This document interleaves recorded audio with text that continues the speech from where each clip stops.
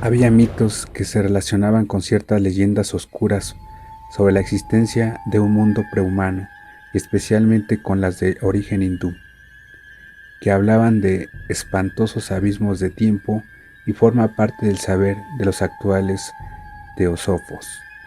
El mito primordial y los modernos casos de amnesia coincidían en suponer que el género humano es tan solo una, quizás la más insignificante, de las razas altamente evolucionadas que han gobernado los misteriosos destinos de nuestro planeta. Según esto, hubo seres de forma inconcebible que habían levantado torres hasta el cielo y ahondado en los secretos de la naturaleza, antes que el primer anfibio, remoto antepasado del hombre, saliese de las cálidas aguas del mar hace 300 millones de años. Algunos de aquellos seres habían bajado de las estrellas, otros eran tan viejos como el cosmos, otros se desarrollaron vertiginosamente de gérmenes de la Tierra, tan alejados de los primeros orígenes de nuestro ciclo evolutivo como estos de nosotros mismos. En tales mitos se hablaba de miles de millones de años y de misteriosas relaciones con otras galaxias y otros universos. En ellos, sin embargo, no existía el tiempo tal y como lo concibe el hombre. Pero la mayor parte de esas leyendas y esas visiones se refería a una raza relativamente tardía, de constitución extraña y complicada, distinta de cualquier forma de vida conocida por la ciencia actual, que se había extinguido con tan solo 50 millones de años antes de la aparición del hombre.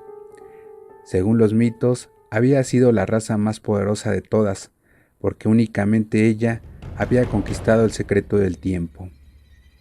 Esta raza conocía la ciencia de todas las civilizaciones pasadas y futuras de la Tierra, ya que sus espíritus más poderosos poseían la facultad de proyectarse en el pasado y en el futuro, salvando incluso abismos de millones de años, con objeto de estudiar el saber de cada época. De las conquistas de esta raza derivan todas las leyendas de profetas, incluidas las pertenecientes a ciclos mitológicos humanos. Sus inmensas bibliotecas conservaban innumerables textos y grabados que resumían toda la historia de la Tierra. En ellas se describía cada una de las especies que existieron o llegarían a existir, con especial referencia a sus artes, sus realizaciones, sus lenguas y su psicología.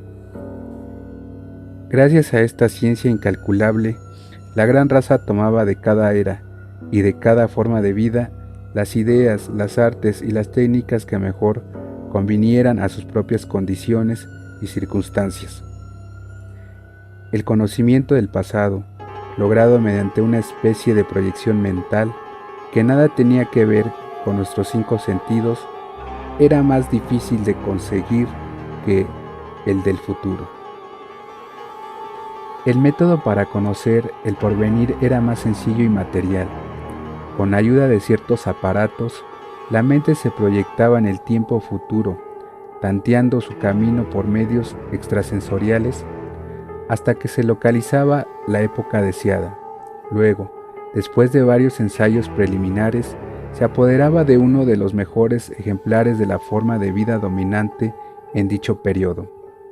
Para ello, se introducía en el cerebro del organismo escogido y le ponía sus propias vibraciones, en tanto que la mente así desplazada se hundía en la noche de los tiempos, hasta la misma época del intruso en cuyo cuerpo pertenecía hasta que se efectuase el proceso inverso. Entretanto, la mente desplazada se proyectaba a su vez hacia la época y el cuerpo del espíritu invasor. Era cuidadosamente vigilada, se impedía que dañase el cuerpo que ocupaba, y se le extraían todos los conocimientos útiles por medio de interrogatorios especiales, que a menudo se realizaban en su propia lengua. Cuando la gran raza era capaz de expresarse en ella, merced a anteriores exploraciones del futuro. Si el espíritu secuestrado provenía de un cuerpo cuyo idioma no podía reproducir la gran raza, por falta de órganos adecuados, se recurría a unas máquinas ingeniosísimas, en las cuales era posible reproducir cualquier lengua extraña como en un instrumento musical. Los miembros de la gran raza eran como enormes conos rugosos de unos 4 metros de altura y tenían la cabeza y los demás órganos situados en el extremo de unos tentáculos retráctiles que les nacían en el mismo vértice del cono. Se comunicaban entre sí por medio de castañeteos y roces ejecutados con las garras o pinzas en que terminaban 2 de sus 4 miembros tentaculares, y avanzaban dilatando y contrayendo una capa muscular viscosa situada en la parte inferior de sus bases, de unos 3 metros de diámetro. Una vez disipado el aturdimiento del espíritu cautivo y suponiendo que viniese de un cuerpo totalmente distinto a los de la gran raza, perdido ya el horror por la forma extraña de su nuevo cuerpo provisional, se le permitía estudiar su situación y adquirir la portentosa sabiduría de esa raza. Con las debidas precauciones y a cambio de determinados servicios, se le permitía recorrer aquel extraño mundo en gigantescas aeronaves o en inmensos vehículos semejantes a embarcaciones atómicas que surcaban las grandes carreteras, y penetrar libremente en las bibliotecas que guardaban documentos sobre el pasado y el futuro del planeta. Esto reconciliaba a muchos espíritus cautivos con su destino, y no era de extrañar, puesto que se trataba únicamente de inteligencias muy elevadas, para las cuales el descubrimiento de los misterios insondables de la Tierra, capítulos concluidos de un pasado inconcebiblemente remoto y torbellinos vertiginosos del tiempo por venir, constituye siempre, a pesar de los horrores que puedan salir a la luz, la suprema experiencia de la vida. En ocasiones, algunos eran autorizados a reunirse con otras inteligencias cautivas procedentes del futuro. De este modo, era posible cambiar impresiones con otros seres inteligentes de 100.000 o 1.000.000 de años antes o después de sus propias épocas. Y a todos se les invitaba a escribir, cada uno en su lengua, detallados informes de sus respectivos periodos, los cuales pasaban a engrosar los grandes archivos centrales. Puede añadirse que había ciertos cautivos cuyos privilegios eran infinitamente superiores a los de los demás. Eran los desterrados a perpetuidad, seres del futuro despojados de sus cuerpos por los espíritus más elevados de la gran raza, que, abocados a la muerte, trataban de evitar así la extinción de sus inteligencias. Tales desterrados melancólicos no eran tan numerosos como sería de esperar, ya que la longevidad de la gran raza reducía su apego a la vida, especialmente entre sus individuos superiores, capaces de proyectarse infinitamente hacia tiempos remotos. De estos casos de proyección permanente se habían derivado muchos de aquellos desdoblamientos duraderos de personalidad recogidos en la historia, e incluso en la del género humano. En cuanto a los casos ordinarios de exploración, cuando la mente proyectaba en el futuro, había aprendido lo que deseaba, construía un aparato como el que le había permitido viajar por el tiempo, e invertía el procedimiento de proyección. Así regresaba a su cuerpo y época, mientras el espíritu cautivo recuperaba su correspondiente cuerpo orgánico del futuro. Solo era posible esta situación cuando uno u otro de los cuerpos fallecía durante el periodo de intercambio. En tales casos, naturalmente, el espíritu explorador, como el de los que habían huido de la muerte, se veía obligado a vivir la vida de un cuerpo extraño del futuro, o bien el alma cautiva, como la de los desterrados perpetuos, tenía que terminar sus días en el pasado bajo la forma de la gran raza. Este destino era menos horrible cuando el espíritu cautivo pertenecía también a la gran raza, lo cual no era raro, ya que, como es natural, dicha raza estaba profundamente interesada en su propio futuro.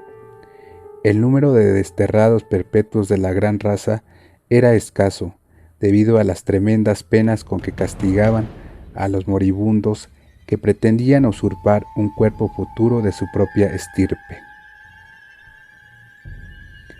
Por medio de la proyección, dichas sensaciones se infligían a los espíritus transgresores, a sus propios cuerpos futuros recién invadidos. A veces eran obligados incluso a efectuar la restitución del cuerpo usurpado. Se habían descubierto y corregidos casos muy complejos de desplazamiento de espíritus exploradores o mentes ya cautivas, provocados por otros individuos procedentes de diversas épocas del pasado. Desde el descubrimiento de la proyección mental, había en todas las épocas un porcentaje pequeño, pero reconocible de los individuos de la gran raza, pertenecientes a edades pretéritas, que permanecían en sus cuerpos prestados durante un tiempo más o menos largo. Cuando una mente cautiva de origen extranjero era restituida a su propio cuerpo futuro, se le purificaba mediante una complicada hipnosis mecánica de todo cuanto hubiera aprendido en la época de la gran raza. Esta purificación se hacía en atención a ciertas consecuencias catastróficas que podían acarrear con el traslado de esas enormes cantidades de saber a un mundo futuro. Siempre que el saber de la gran raza se había infiltrado hasta otras edades, se habían producido y seguirían produciéndose en ciertos momentos de la historia grandes desastres. Según las viejas crónicas, eran precisamente dos de esas filtraciones las que habían permitido a la humanidad descubrir lo poco que se sabía acerca de la gran raza. En la actualidad, de aquel mundo remoto y distante, apenas quedaban unas cuantas ruinas ciclópeas en algún rincón apartado y en los abismos oceánicos, y los textos fragmentarios de los terribles manuscritos nacóticos. De esta forma, la mente liberada regresaba a su propia época con una visión muy vaga de su estancia en ese otro mundo. Se le extirpaba la mayor cantidad posible de recuerdos, de manera que en la mayoría de los casos solo conservaba un vacío de sueños nebulosos de ese periodo. Algunos espíritus recordaban más que otros, y el azar, conjuntado a vez de los recuerdos brumosos, había permitido en ocasiones que el futuro vislumbrase fugazmente su propio pasado prohibido. Indudablemente, en ninguna época de la historia de la Tierra ha dejado de haber sectas místicas o esotéricas que venerasen en secreto esos vislumbres de otro mundo. En el Necronomicon se menciona a este respecto que, entre los seres humanos, ha existido un culto de esta naturaleza, encaminado a facilitar el regreso de los espíritus procedentes de la época de la gran raza. Y mientras tanto, la gran raza misma, bordeando los límites de la omnisciencia, se dedicaba a intercambiar sus espíritus con los moradores de otros planetas y a explorar sus pasados y sus futuros. Asimismo, trataba de remontarse cara al pasado hasta el origen de aquel orbe negro, perdido en el espacio y el tiempo, de donde procedía su propia herencia intelectual, ya que sus espíritus eran más viejos que sus estructuras orgánicas. Los habitantes de un orbe organizante e incalculablemente antiguo, conocedores de los últimos secretos, habían buscado en el porvenir un mundo, unas especies nuevas capaces de garantizar larga vida. Una vez determinada la raza del futuro que reunía las condiciones más idóneas para albergarlos, sus espíritus emigraron a ellas en masa.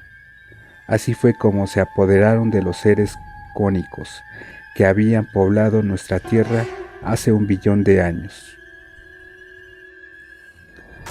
De este modo surgió la gran raza en la tierra, en tanto que los espíritus desposeídos fueron proyectados por millares hacia el pasado, y se vieron condenados a morir en el horror de unos organismos extraños que pertenecían a un mundo extinguido.